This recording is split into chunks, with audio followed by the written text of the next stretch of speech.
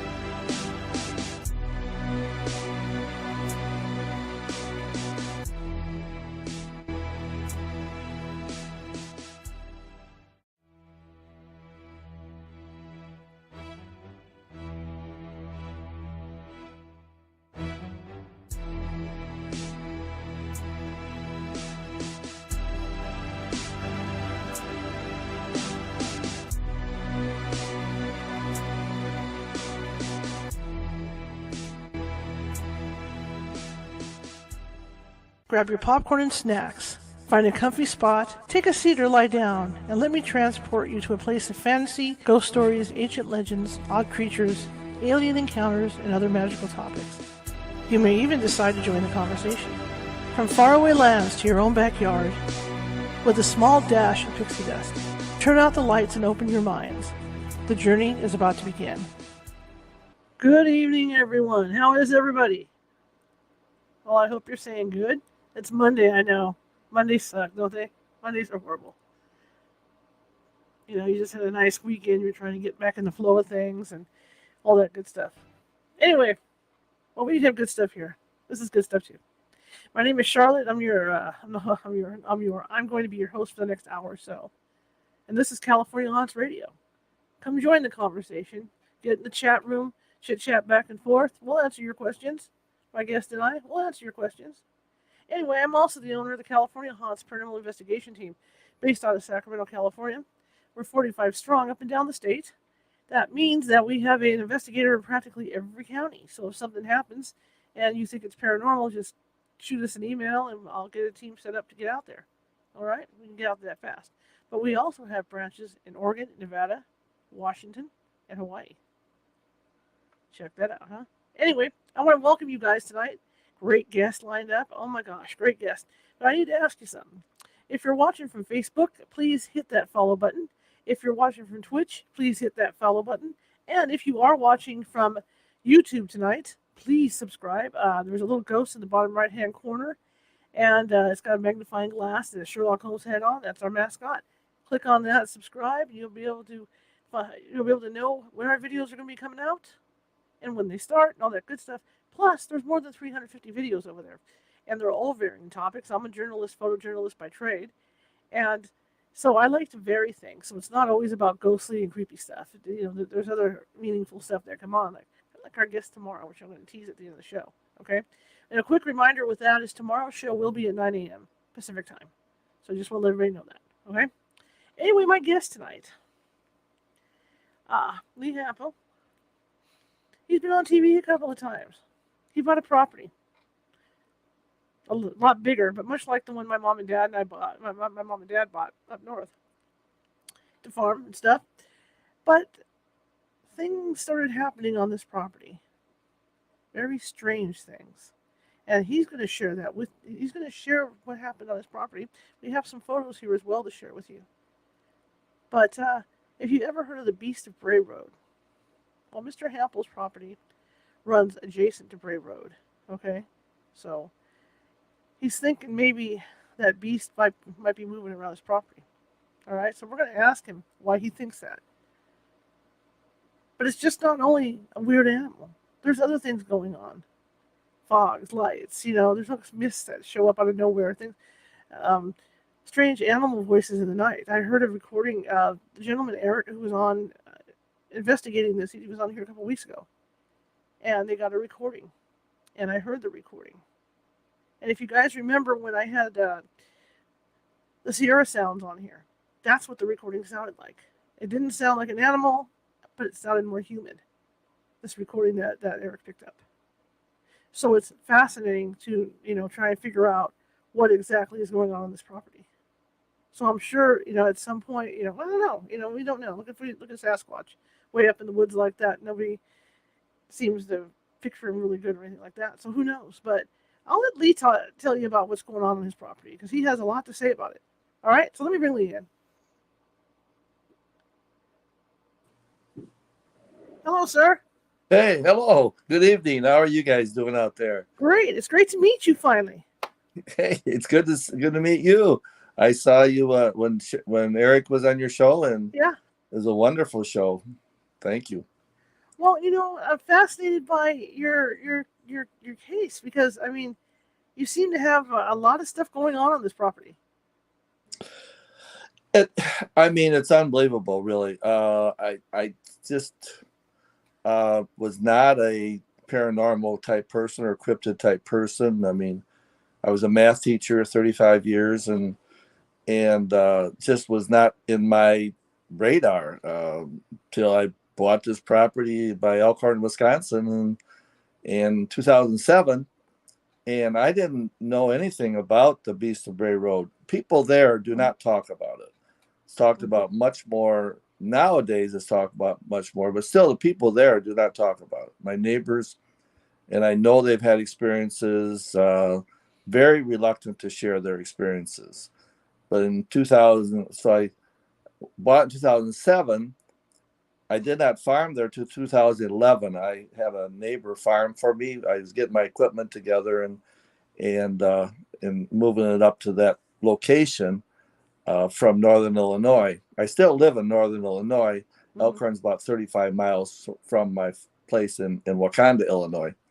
But 2013, September, I had two neighbors were helping me bale hay, and they finished. And as you do in Wisconsin, I said, what do you guys want for payment? They said, just get us, I don't know if I can say Coors beer, but get us a case of Coors beer and we're good. So they were standing at the end of my barn looking out at my field, and one of them said, the werewolf lives back on your property.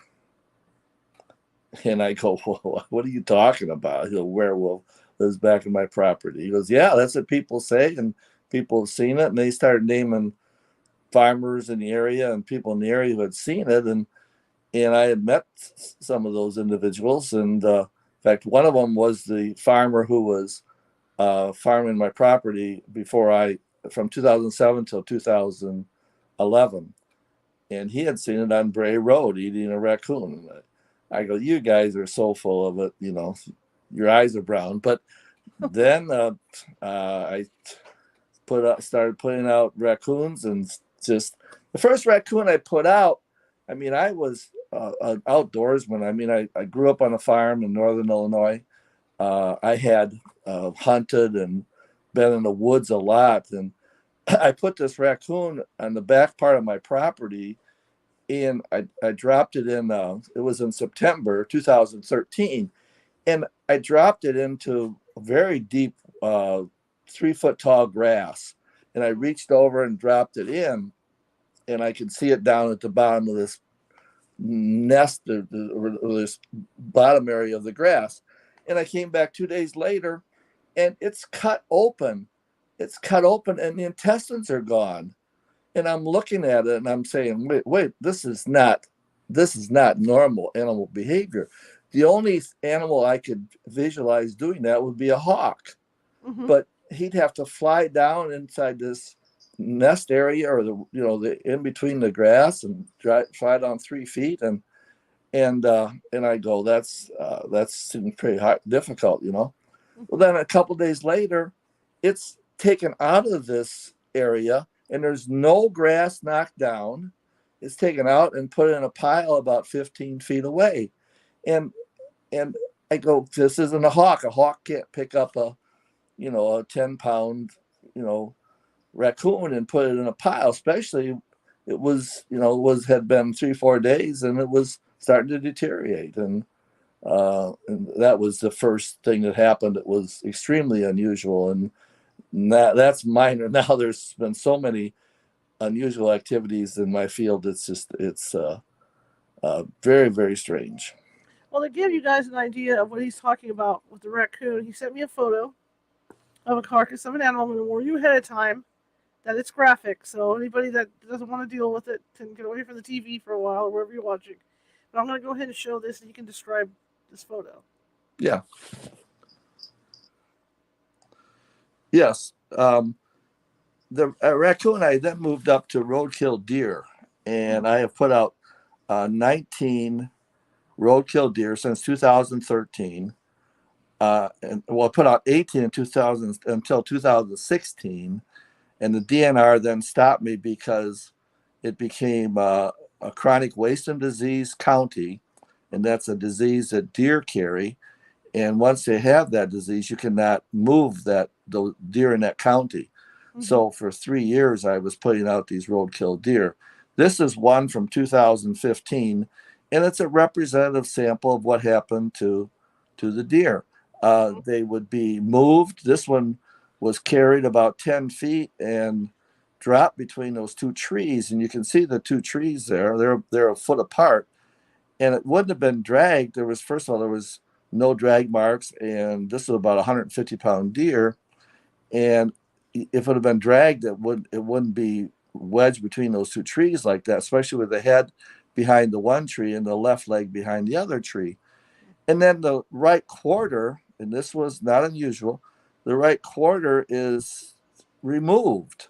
Now, if you look closely, I don't know if you can zoom in on the skin, where the skin. If you can zoom in on that. I can't, but the people at home can if they're on their computer. Okay, and but it's not chewed. It's cut off. Wow. And it's a perfect cut all the way around there, and that happened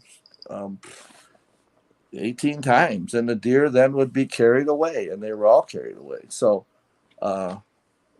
that's extremely unusual behavior, and that occurred, like I say, 18 times. The actually 17 times. The 18th deer was stayed there, and the coyotes cleaned that one up, and the bones are still there, and that's the only bones that remain from the 18 deers from the last deer. But it's that wasn't chewed, and it wasn't chewed many times on these deer. So it was just very, very unusual to see the right quarter removed. Coyotes eat the back end, or they'll eat the interns because they have the best protein, or they'll eat the back end of an animal because that has the most meat. They don't take cut off the front quarter and remove it and take it away. Coyote can't do that. We don't have wolves or bear there. I mean, they don't do that either. They eat the best meat. They don't carry it back. They don't cut it off and carry it back. So that's just one representative sample that happened to 18 deer that I put up that were roadkill deer. And it's like you say, it's cut in a way that looks like it was done with some kind of knife. I mean, that's crazy. That's not an animal cut. Yeah. I mean, it's one deer's head was removed, was cut off, and you can see. Just a second, I got a cat here. The cat snuck in my room here. Can I call my wife Beth and Absolutely. Beth, come get Riley the cat. Cat wants to be on camera. Riley. He's a loving cat, and he came in my room here, but he's going to be a nuisance. But anyway, the one deer's here. She's just trying to give you love. I know, hon. I know. All right. She's a superstar now. Charlotte from California says hi. Hello. But the deer's head was removed, and out in my field, I took that carcass to I collected that carcass. I took that to a butcher friend of mine, and I said, just here, look at this. And how was this head removed from this deer? And he looked at it and said, well, it had to be with a cleaver. That's absolutely a cleaver cut to go through the vertebrae like that. And I'm thinking, now he doesn't know anything about what's out in my field. I'm thinking, if there's somebody running around my field with a cleaver, I'd rather see the dog man, the beast, than somebody with a cleaver out in my field. But there's nobody with a cleaver out in my field. It's not going to happen. So yes, there are tools involved in many of the deer situations. Yes. Yeah, it's fascinating. Now, how many acres is your farm out there?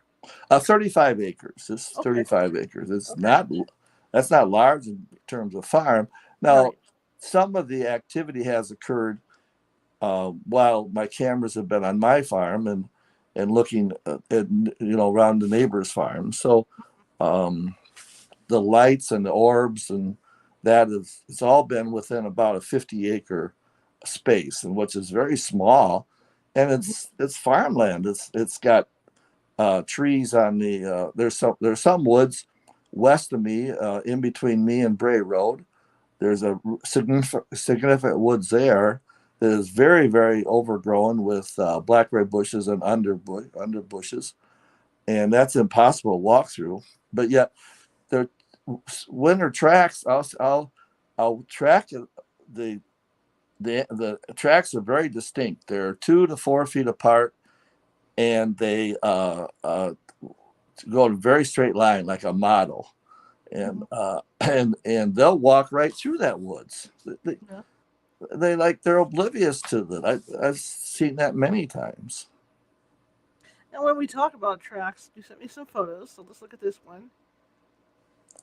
Yeah, that's a track I've seen hundreds and hundreds of times, and many people. I brought people up to my farm to see that, or my brother Fred, and he's was on the Eric Minto video, The Beast of Bray Road, Alive and Well. And if you, again, I don't think people can see it, but it's got 5 toes. Yes. I don't know if you can zoom in. 5 toes. Then there's a center pad and there's a heel pad. It's a 5-toed, 7-pad track, and it's canid because you can see the toe marks, the nail marks off of the toes. If it'd be feline, then it wouldn't have the nail marks. But there's no animal in the world that has that track. Never has. Right. People have explored, looked on YouTube, or I'm sorry, on the internet, and there's been no animal in the world, no canid animal. Now there is a 5-toed feline cat in Siberia that has 5 toes, but it only has 6 pads. It does not have the center pad. But as far as canid, there's never been one. And yet I've seen that track hundreds of times. I think I sent you a couple that I've taken. I've cast it. And, in fact, I'm going to show another one here that you measured. Yeah, there you can get the measurement. It's about 3 inches by 3.5 inches, 3.5 inches long, 3 inches wide. So it's a large track in terms of its wolf size. Coyotes are very small, like 2 to 2.5 inches, and it's the size of a wolf pad, 3.5 long and 3 inches wide. And there you can see, again, I try to zoom in, you can't zoom in, but there you see the 5 toes around the outside of the center pad. Now that one, the heel pad, is not as prominent. It's not as prominent as was the other track. Many times it walks on its toes, and the heel pad isn't as prominent in some of the prints. Now, I was cruising the internet looking at stuff, to do research on this thing. Now, there's actually a strange photo of what looks like some kind of creature standing on the edge of a field at your place. That's out there. In my pictures, or no, somebody else's pictures. Yeah. Can't remember what it was. A lady just Goddard. Linda Goddard. Pardon? Yeah, I think it's Linda Goddard, right? Was doing research. I think it's on her site. No, Linda has been out to my field many times, and I'm in the book as Roy Smith. Penguin Tarcher would not use my name, but Monsters Among Us by Linda Godfrey. And I told them they could use my name, but they didn't. I think that's where I saw it, because she has that blog page that she has, and she even used Roy Smith on there, and it showed like this little black being like way off in the field.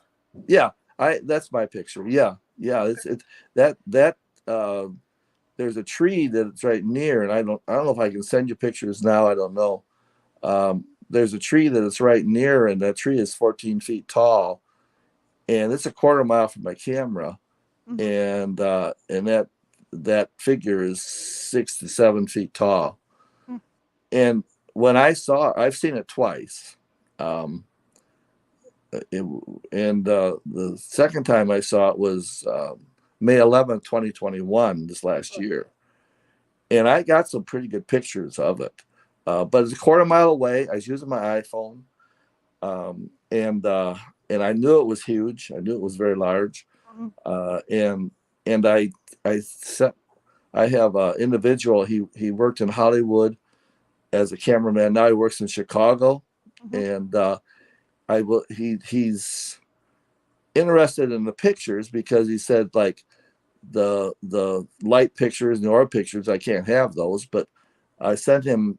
I said I saw it, and I have pictures with my iPhone. He said, "Oh, I have an app that will tell you how large it is." And so I sent him the picture that I had, and in the app takes account the distance and the I guess the focal length and all those variables in a picture. And the app said it was the shoulders were 3 to 3.5 feet wide, and then it was 6.5 to 7 feet tall. And I watched it for 3 minutes. I took pictures of it. It was huge. It looked like Shaq out there to me, but walking around, I mean, it was huge. And but again, now the phone, of course, is not designed to be taken, telephoto pictures. Our phones are designed for selfies or closer pictures. So, but it's very visible on the photo. on the pictures I have. It was Linda Godfrey. Linda, I apologize. I had a brain fart. I'm sorry, what? It's Linda Godfrey. I apologize. I had a brain fart. What did you say? I'm sorry. I said Goddard. Linda Goddard is what I said. Yeah, it's Linda Godfrey. Mm-hmm. Yeah. I apologize, Linda. I know oh her, my so I gosh. apologize. She's an unbelievable lady, and she's just been. I mean, she's put herself out there since the early '90s, and I mean, that's not always been pleasant. I mean, people, were, making. I shouldn't say making fun, but were, making comments, and she's been steadfast, and her work is excellent, and read her books. Oh, absolutely. Let me ask you this: you buy this piece of property. People are telling you the werewolf lives out there. Yeah. When did you notice odd things start happening out there? I'm sorry, what? When did you notice that odd things were happening out there? Well, I farmed in 2011, 2012.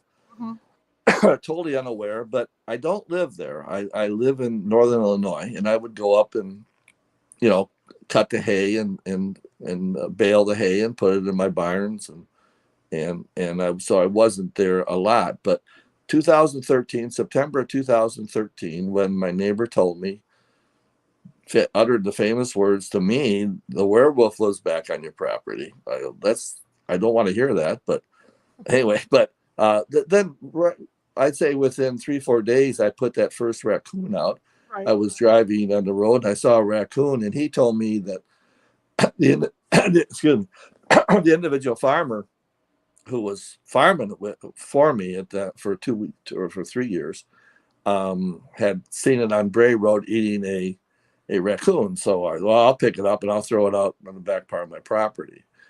And so I did, and that's right away. That one was cut open, and the inside and the interns were gone. Now, 15 cameras later, I have over 100,000 pictures on my computer.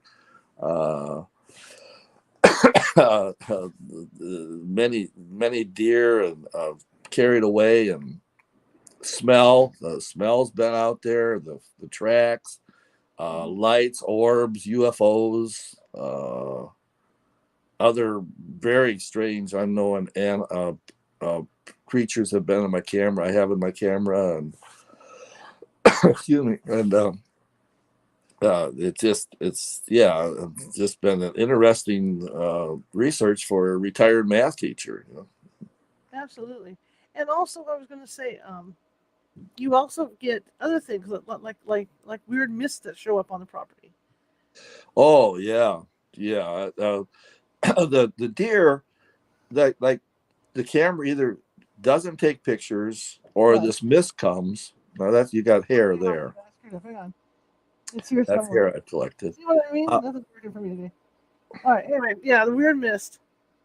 I'll take that. The mist. The first deer that I put out, my brother Fred brought, and I was in Wisconsin. You used to be able to call, and you got a number, and you could pick up the deer, and then they stopped that in 2016.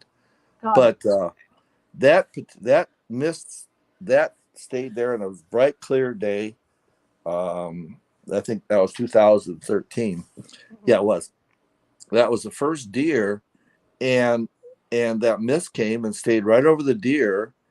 And when I came back the next morning, then the deer's gone. That deer had been picked up. It was a small deer. It was just a 75-pound deer, but it had been picked up, carried over to my fence line, which is a barbed wire fence, dropped, dragged through the fence, then carried over then picked up, and then I tracked it for a half a mile through a cornfield, and it carried that deer for a half a mile. And the mist would come, and the deer would be moved, or the deer would be removed. That happened, last week. A mist came, and I had fried chicken out, because I can't I can't put out deer, but I put out fried chicken and steak bones, or soup bones and stuff, and the mist came and the chicken was gone, or there's no pictures. Right. It won't take pictures for 2-3 days, and the deer will be there, and then the deer's gone, or it's right in front of a working camera. I should have dozens and dozens and dozens of pictures of the beast, and I have some. I sent you a couple. Right. Yeah. Now, a question I have too is, have you heard it? Does it make noises? Like I know Eric picked up something out there, but Yeah. have you heard anything? I've never been able to record the sound. He got a very good sound. I've been out there. That howl. My one neighbor, now he's heard that, and now he won't work in the shop after dark, because that's right next to my farm, is right next to his shop area, his barn and shop area. But yeah, there's been. I was talking on the telephone to one guy. He's been helping me a lot in the last 3 years, and he's excellent. And I was talking, and all of a sudden, I mean, it was close. It was really a loud. He could hear it over the phone, and I was sitting in my truck, just out there, just watching, and I've seen orbs out there. I've seen lights out there with my eyes, but most of them are infrared range, the light shafts and the orbs, and I see them with my night vision cameras. But that was extremely loud, and I would call that a low growl to a yelp sound. It was very, very unusual sound, and I've tried to get audio that's activated by the sound, but I don't seem that anything like that is available to have like my camera. It's motion and heat that sets it off, although I get thousands of false triggers. There's nothing in them, and there's I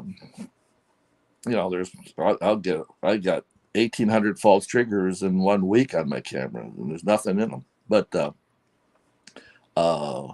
so yeah, I've heard other sounds out there, voices in my field. You could sound like people talking, but you couldn't understand what they were saying. And I have another friend. He was out there. He heard the voices, and they're coming right from a wooded area that there's nobody there. It's right. My property is very isolated. There's no farm, and the voices are weird, because it sounds like it's English. It sounds like you should understand it, but you can't understand it. It's and I've heard those out there. So yeah, and there's been some metallic sounds. There was a doom sound. In fact, my friend was with me that particular night. Very loud, the doom. It went the doom, and there's nothing. What's gonna make that sound out there? That was very loud.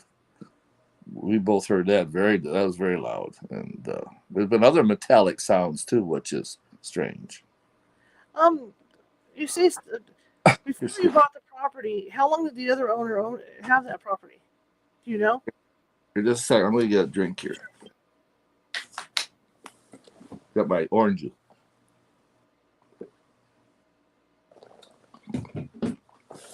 Okay, thank you. Yes, before you bought the property, how long did the other owner tell you how long he had it? Yeah, oh yeah, I know the history of um, the husband and wife purchased it. Um, the property, the husband and wife purchased it would have been 65 years ago. They both passed, but they purchased it 65 years ago. And then the son purchased the 80 acres from them in I think 2000, and then he divided it up and he moved up to northern Wisconsin, and he sold a 35 acre and a 35 acre plots, and the 10 acres went with the buildings that were there. And so he divided that up, and I bought one 35 acre plot.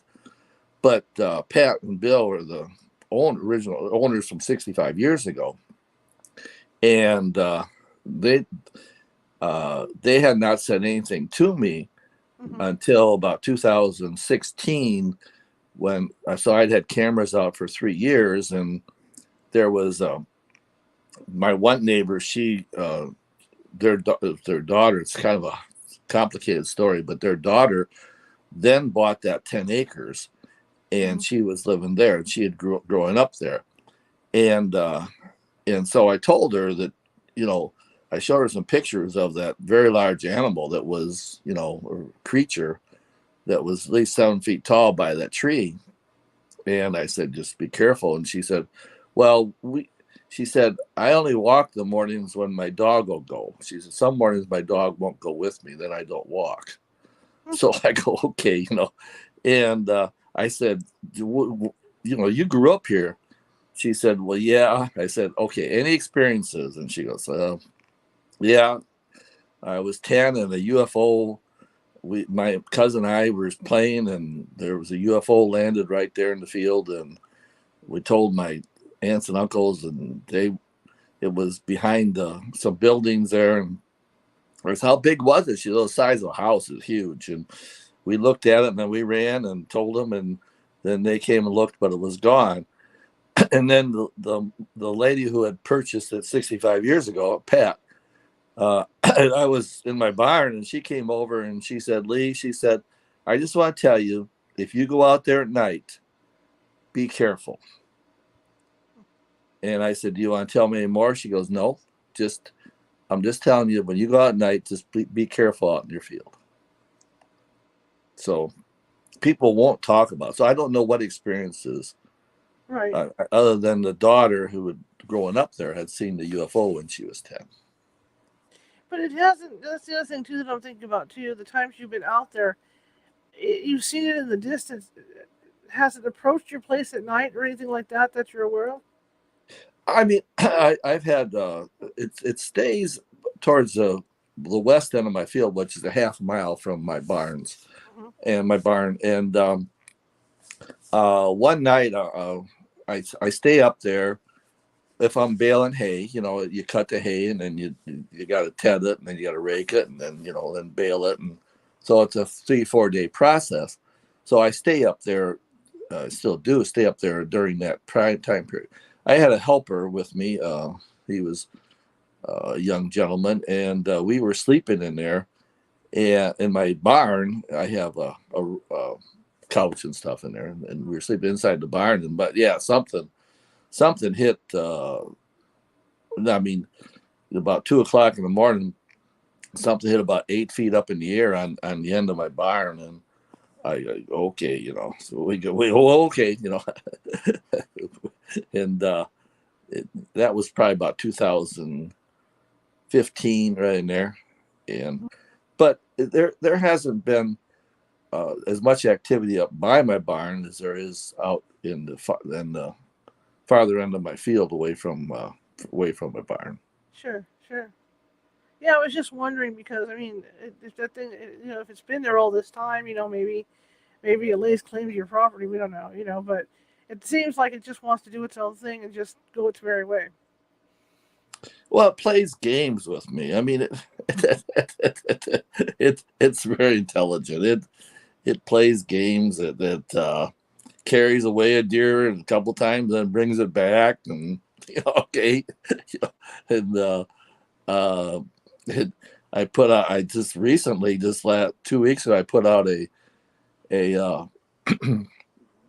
post. It's called a shepherd's hook, Mm-hmm. and I do experiments. I've done experiments, trying to, and I have dozens of results from these experiments. And this experiment I started actually July 1st.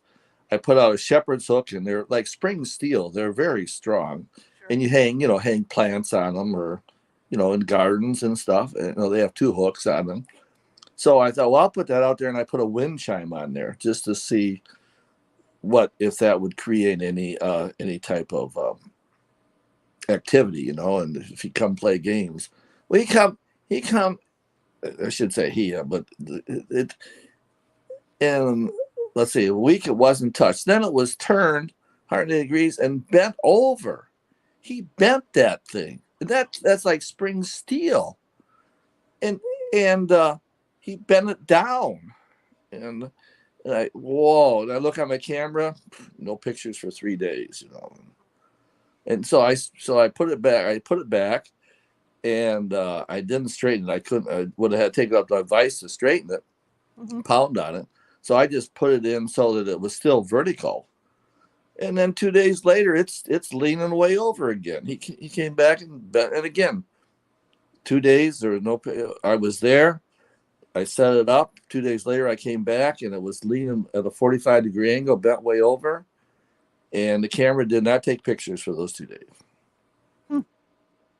So he plays games. I mean, I now I have 3 soup bone out on top of a barrel, so we'll see what he does with that. So there you go. It just seems like this could be related to extraterrestrials. I mean, like when you talk about the camera's not working, it's affecting the electrical. And there's also reports from people about these mists, like you're talking about these mists with Sasquatch even. There's these mists that appear, and then you'll see orbs, and then Sasquatch disappears. Like it's some kind of. Did I send you the mist where I'm in the mist? Yes, you did. That's an interesting picture. If you want to put that up. Yeah, it is very. Yeah, well, extraterrestrial. I mean, another portal. I have pictures of portals. Lights coming through. Just an oval shape. For like 20 minutes. I have those pictures. I mean, in snow tracks, I'll be walking along, and I'll be tracking it, and all of a sudden it just stops. Right. Yeah, that's a 4-foot step. That's a 4-foot step. I mean, there's no 4-legged animal that can do a 4-foot step. That's absolute proof there. That it's a bipedal animal walking in my hayfield. That's in my hayfield. It's a 4-foot step. And do you have the right angle? Did I send you the right angle one? No, I only have that one. Yeah, I think you do. Let's see. Do you have any more snow pictures? I might have it. Hang on, let me look. I thought I sent it to you. Let me move forward, see if I can pull it up. I may have it. Hang on. I'm just fascinated by this because. Yeah, that 4-foot. He took 4-foot steps on a straight line. I mean, you try and go 4 foot, you're going to wobble. You're going to have straddle, which is the differentiation between the left and right feet or whatever, feet or 1 foot or 2 feet. Right. And he went all the way across my field. That's 400 yards, 4-foot steps in a straight line. I mean, that's tremendous balance. And that's got to be a large to do that. And here it's snow. Tracks are facts, and those are tracks. And it's I mean, the balance that it'd take to go that far and not deviate from a very, very straight line. Right. Let's see if I have that.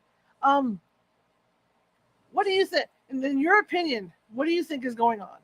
Just throw a theory out there. Well, I mean, I mean, I was a math teacher, and math by induction is a valid proof. I don't know how deep we want to go into this, but the activity which I've seen is not coyote, it's not deer, it's not a person. The people can't do what this thing does out in my field. A person can't go across my field with canid tracks at 4 feet apart. So it's not any animal that is there. The bear have not been in the area, and they're not bear tracks. So it brings it to absolute proof to my mind that there's I've seen it twice, and the one time it had these luminous red eyes. They were extremely bright, and they stayed bright 40 feet out in my field. My truck wasn't reflecting lights eyes that far out. Right. But it's absolute proof there's a dog man, or whatever you want to call it. I mean, it looks like some of the pictures it has. When I saw it May 11, 2020, it appeared to have a muzzle on the one profile picture I got of it, and it appeared to have dog ears. So, I mean, yes, that's out in my field, but that's only part of the story. I mean, you have the smell that comes. You have the light shafts. I have thousands of pictures of light shafts that stop and start. Mm-hmm. I think I sent you some. You can't have, my cameras cannot stop light. MIT has a camera that costs like $5 million, and they can stop light. My game camera from Moultrie for $250 is not going to stop light, but I have thousands of pictures of light being stopped. So it's in the orbs. The orbs come up to my truck and play games with me, and I think I sent you some orb pictures. And so there's things here that I talked to a quantum physicist, and I said, can I have infrared orbs in my field? Because you can't see them with your naked eye. Although I have seen some orbs. Linda and I have seen some orbs, and I've seen other orbs. Sometimes they're in our light range, which is, of course, we can see red. Very few animals can see red. There's a couple snakes that can see red, right? But nobody can see infrared.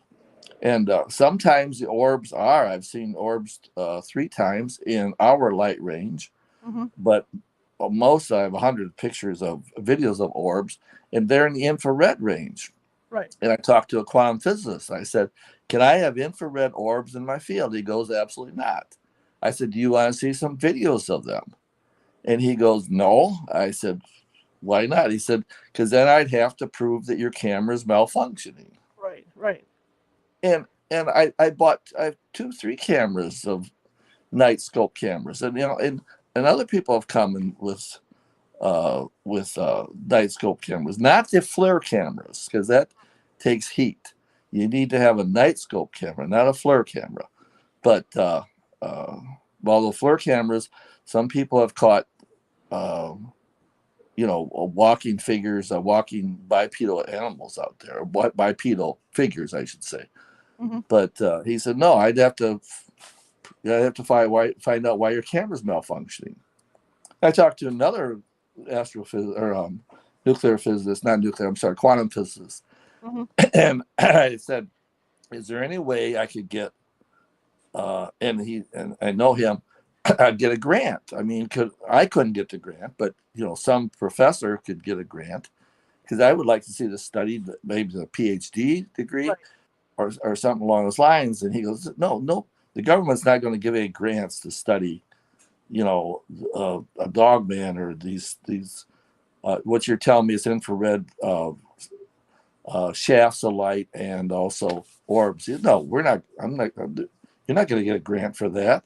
And I know my brother is a biochemist. And he's got lots of grants, and that's how the government works.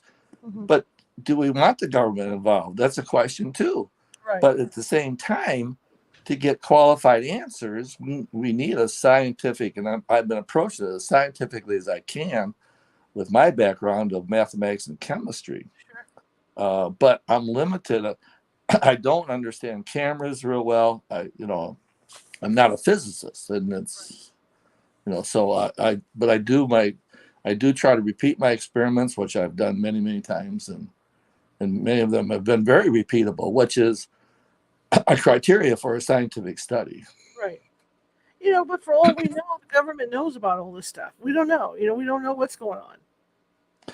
Well, I know the quantum physicists I've talked to, and I know one very well, and he's just not. He said you can't have an infrared orb out in your field. He said you have no source for it. And I said, well, I have shafts of light. He goes, well, you have no sources for these infrared shafts of light.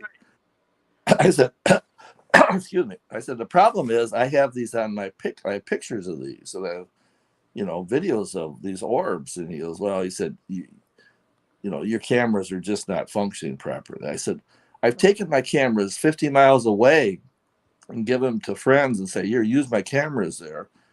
And they work perfectly. I bring them back and I get, 500 false triggers, and I get pictures of orbs and lights and other UFOs and stuff. I have quite a few pictures of UFOs that are flowing around my property. So, do you when you're farming, for your farm, do you have cattle on the farm, or are you just farming the land itself? No, I have cattle in northern Illinois. Up there, I just bale hay. I just make hay on that property. Okay. Yeah. We found some hair on the property, and I find it interesting because. I'm sorry. What? Wait a minute. You found some fur samples on the property. You got these pictures that you sent me of the hair, and what I find interesting about this is all the years. I mean, we had a ranchette up in Northern California for like 6 years. And I have never seen hair samples like this before on the ranchette. And I used to walk that 5 acres all the time. We'd be walking around. So let's look at a couple of these. You can tell us about it. First of all, look at the one I sent you where the hair is, please.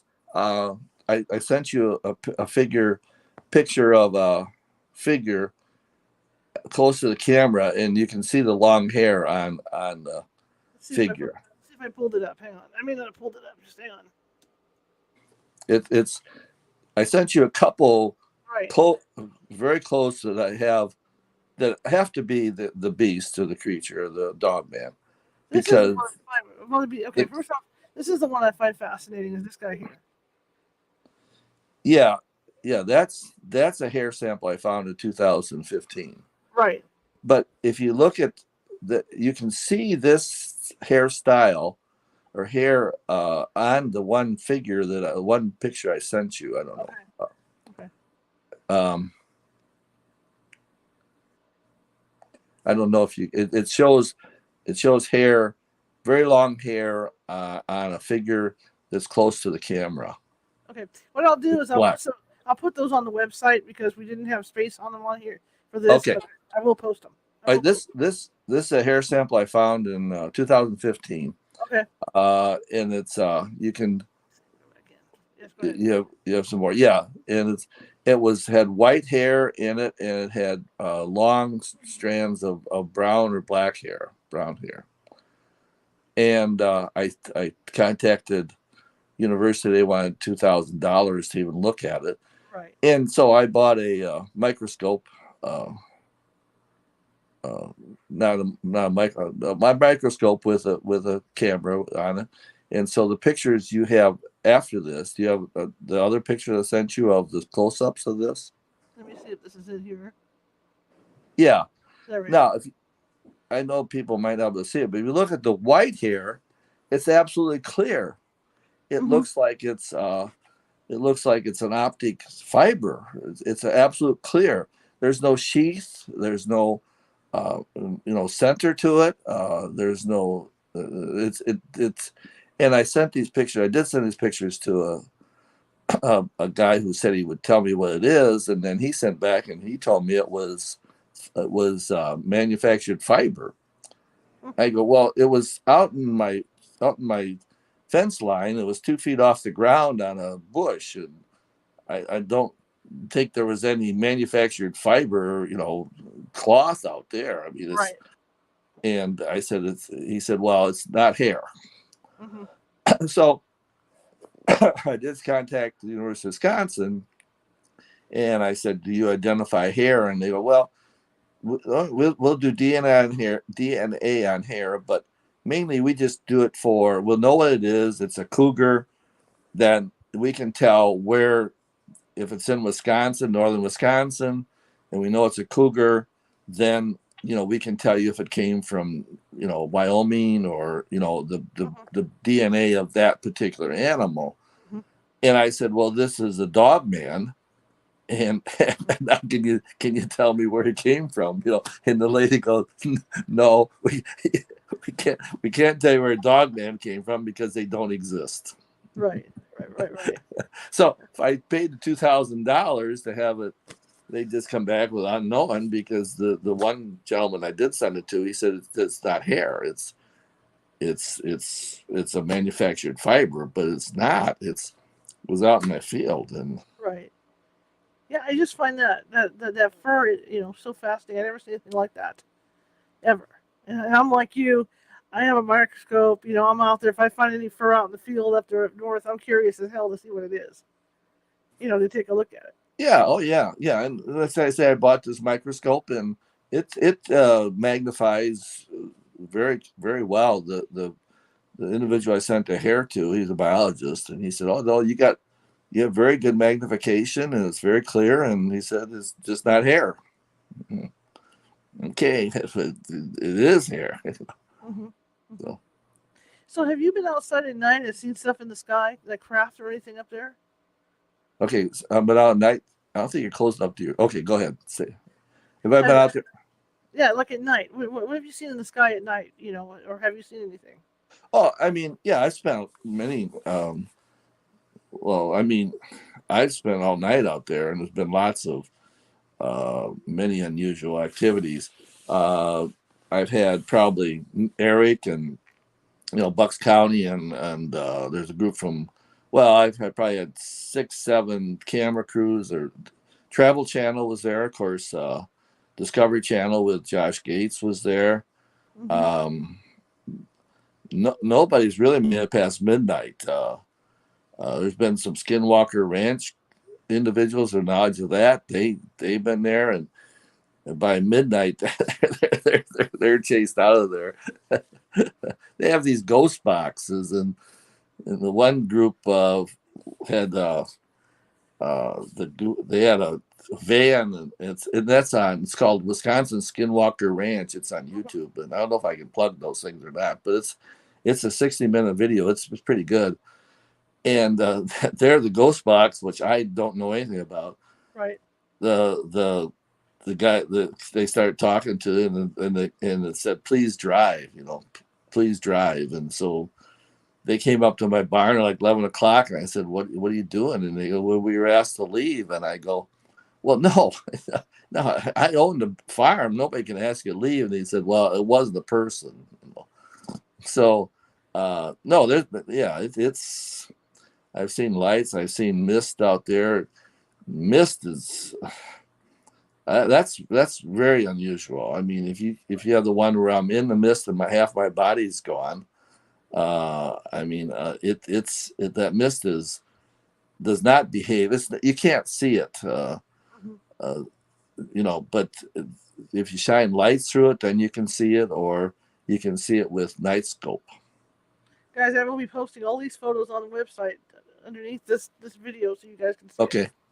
So yeah, I thank you. I mean, all these photos you sent me were fascinating. In fact, I spent hours and hours looking at them. Like at the. Well, you should come to Elkhorn, Wisconsin, and I have 100,000 photos on my computer. There we go. I have a real nice hour demonstration video or photos that I show to people that kind of gives a synapse to the whole thing. But it's been very, very strange. And people say, "Well, what you're going to keep doing?" I go, "Yeah, I keep getting, I put that this last week, I put out that spring steel." Yeah. And he bent it over. He bent the thing. Jeez. I was going to straighten it out. I couldn't straighten it out. I had to put my vise and pound on it. So, but Do you ever? he's very strong. He carried away 200-pound deer, just picked them up and carried them away. So, That's scary. oh Do you yeah, ever feel like you're being watched when you're walking around the property? oh yeah, yeah, oh yeah. I mean, there's been several times I put my camera up and I'll go and explore some and walk. I'll walk around my field, or I walk around my neighbor's field right next to mine. I'll walk around that, and like the one time I set the camera up, and I walked in front of it, because I always kind of walk in front of it to check to make sure it's, I know that it's working when I check the SD card. Right. And I probably went for about a 10-minute walk. I was following some tracks of it, and that 5-toed 7-pad track, and I was following that. And I came back, and my truck was parked right where I put the camera, and the camera had it was like cattywampus. It was like twisted, 45 degrees on the post that I put it on.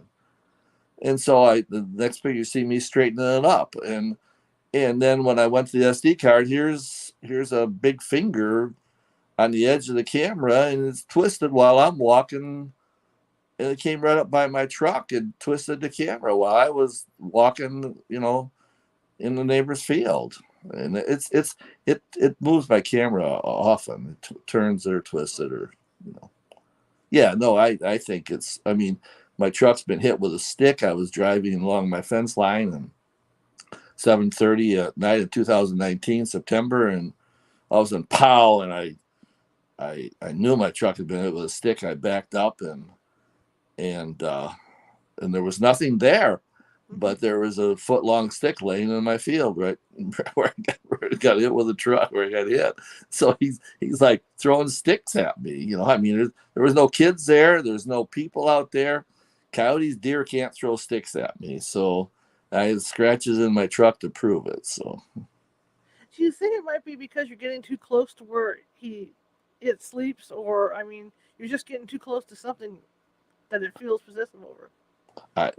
I think he plays games. I mean, my truck was windows open. I'm sure he could have thrown it through the window if he wanted to. I think Or reached in and grabbed you or something, yeah? yeah. I mean, I mean, there's been times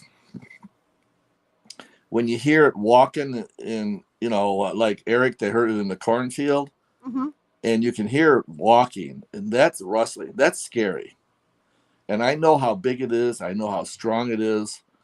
I've seen it, we're carried away my deer, 200-pound deer, and just picked them up, carried them away. I can't do that. I have trouble loading my trucks alone. I have big trouble. I have to put ropes on and pull them up, and time. I mean, they're all over the place. Their legs are going one direction, and Right. and it picks it up and carries them away. So I know how big it is. I know how strong it is. So, but if it wanted to hurt me, it could have hurt me many times already. But right. that's like my neighbor, she like lived there 60 years, and she said, Lee, if you go out at night, just be very, very careful. So there was certainly something that occurred either with her husband, or with the kids during the time they were farming it, because she deliberately came over to my barn to tell me that. I was thinking when you said that you can hear it in the woods. I know when we had the house up north, you could hear the deer. I mean, like we would sleep with the windows open, and you could hear the deer because we had like a maybe 4-foot tall fence, around the one home area, and they would jump over the fence, and you could clearly hear them walking around.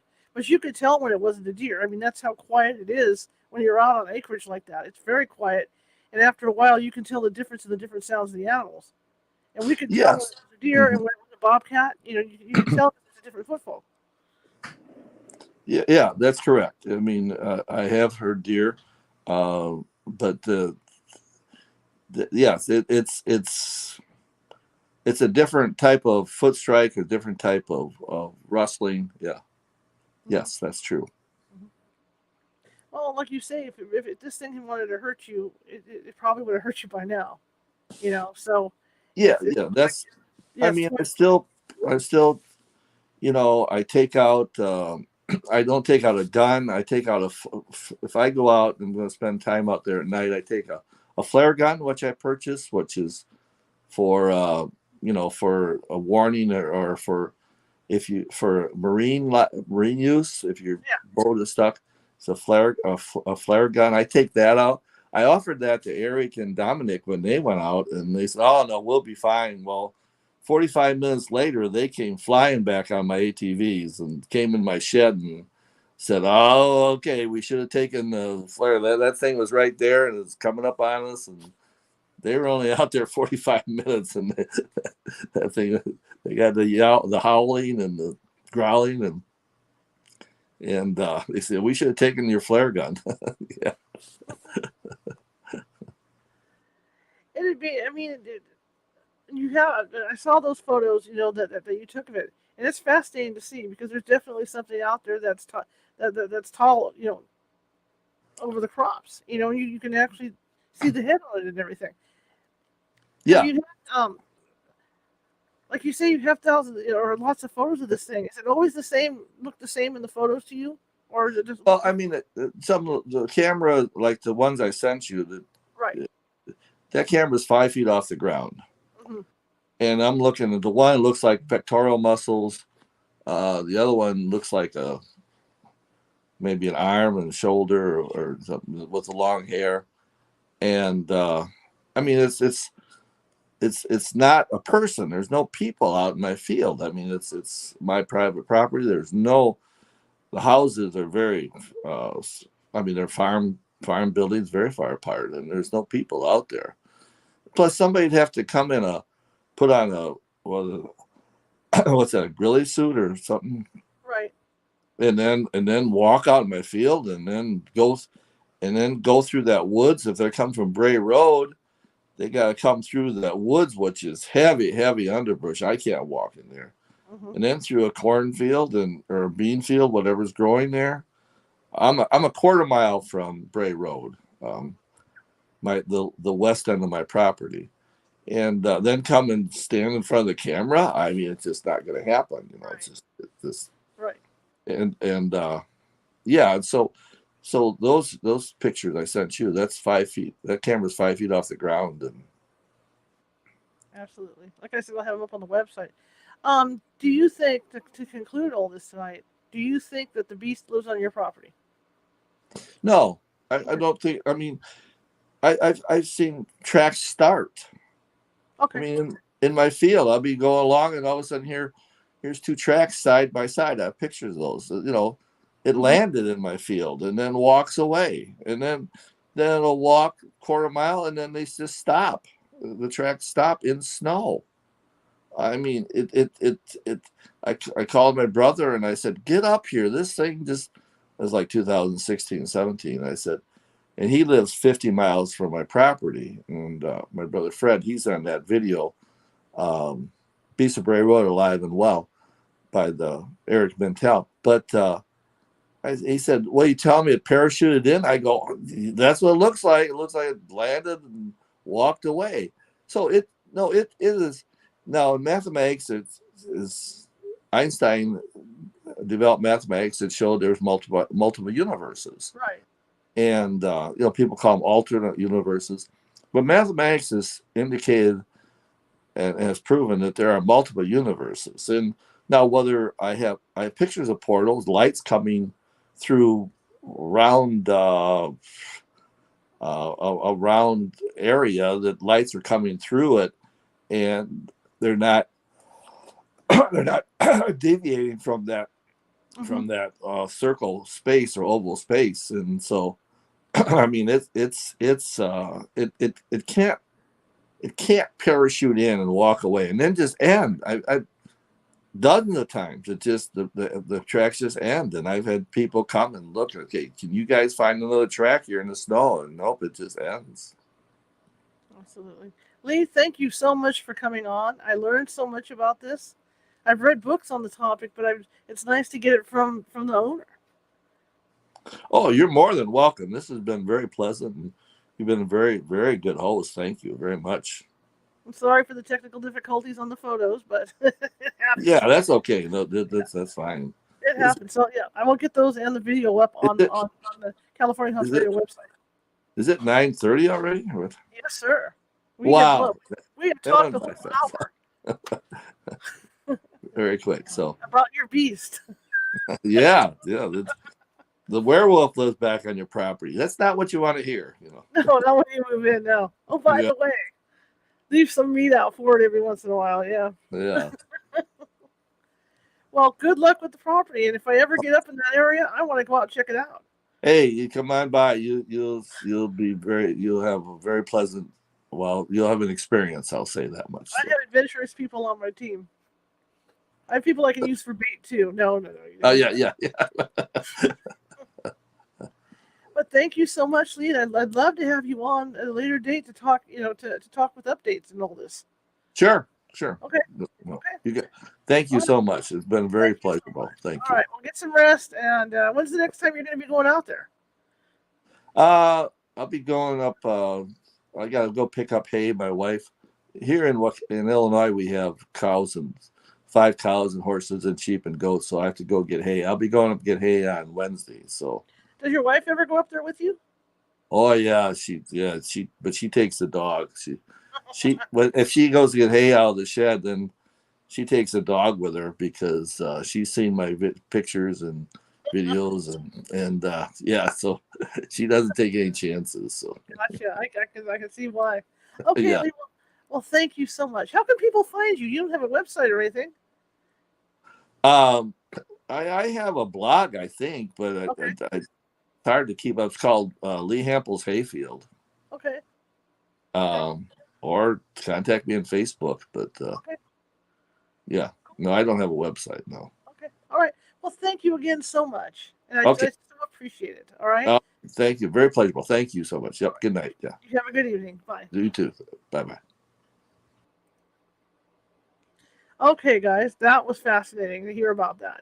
And I mean, like I said, having the acreage that we had up in Northern California, it can get creepy up there, out there at night if you're wandering around the acreage. But I mean, from the photos I've seen of him, which of course again are going to be on the website, and some of the video stuff I've seen, he's got something weird going on up there, and it could be this Beast of Bray Road that is so legendary. I want to thank him again for coming. Again, if you like the show, you're watching from YouTube, click on that subscribe button. If you're watching from Facebook, click on that follow button, and Twitch, same thing. All right. And tomorrow we're shifting gears. Tomorrow's going to be an interesting show. It's going to be on at 9 a.m. Pacific, and we're going to get involved with the movies. Roger Christensen is a set decorator, and he got called to decorate the set of an unknown director, well, a virtually unknown director named George Lucas. And that set was for Star Wars A New Hope. And he got to figure out, Roger Christensen got to figure out how to decorate the sets, and he created a unique way of doing it to make the stuff look used and old and everything when he did Star Wars.